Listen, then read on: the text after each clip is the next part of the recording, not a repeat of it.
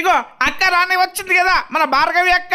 ఈయన మన మహిషపట్నంలో ఉన్నటువంటి ఎనుపోతుల మల్లేష్ గారి యొక్క ప్రచార కార్యక్రమంలో భాగంగా ఇక్కడ మన భార్గవి అక్క గారు బీజేవైఎం రాష్ట్ర మహిళా నాయకురాలు. ఇక గిట్లా రాగానే మన పెద్ద మనుషులందరూ శాలువతో సన్మానించి బట్టు పెట్టి అక్కడ హారతి ఇచ్చి స్వాగతం పలికిలన్నమాట. ఇక అక్క కూడా జోర్దార్గా అక్కడ ఉన్నటువంటి ఓటర్ మహాశయులకు అందరికీ కలుస్తూ ప్రచారాన్ని నిర్వహించడం జరిగింది. ఇక మన ఎనుపోతుల మల్లేష్ గారు కూడా అక్కడ ఓటర్ మహాశయుల యొక్క ఆశీర్వాదాన్ని పొందుతూ ప్రతి ఒక్కరికి ఓట్లను అడగడం జరిగిందన్నమాట. ఇక భార్గవి అక్క గారు మాట్లాడుతూ పేద మధ్యతరగతి బడుగు బలైన వర్గాల కోసము గత 3-4 సంవత్సరాల నుంచి ఇక్కడ బీజేపీ పార్టీ ఆఫీస్ ఓపెన్ చేసి ప్రతి పేదవాడికి ఆదుకున్నటువంటి నాయకుడు ఎనుపోతుల మల్లేష్ గారు.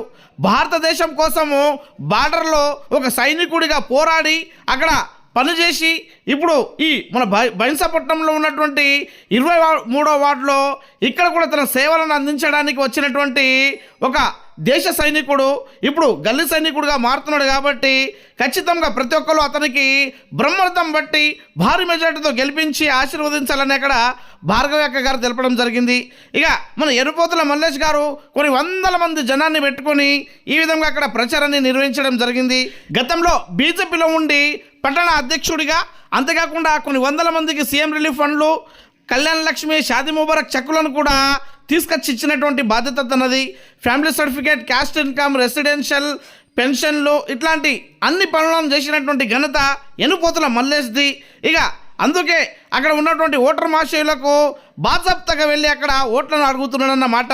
అందుకే ఇక ఆడ ఉన్నటువంటి ఆడపడుచులు, అదేవిధంగా యువకులు, అదేవిధంగా వ్యాపారస్తులు, రైతులు పెద్ద మొత్తంలో ఎనుపోతుల మల్లేష్ గారికి సానుకూలంగా స్పందించి ఆశీర్వాదం ఇస్తామని అక్కడ మాట ఇస్తున్నారని అక్కడ భార్గవి గారు తెలపడం జరిగింది.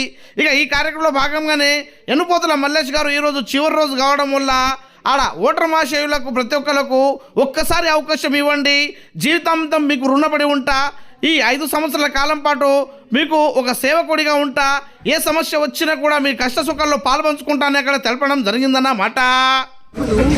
వాళ్ళ ప్రొఫెషన్ వదిలేసి రిటైర్డ్ ఆర్మీ అని మన దేశం కోసం దేశ సరిహద్దుల్లో భద్రత చేసి వచ్చిన వ్యక్తి.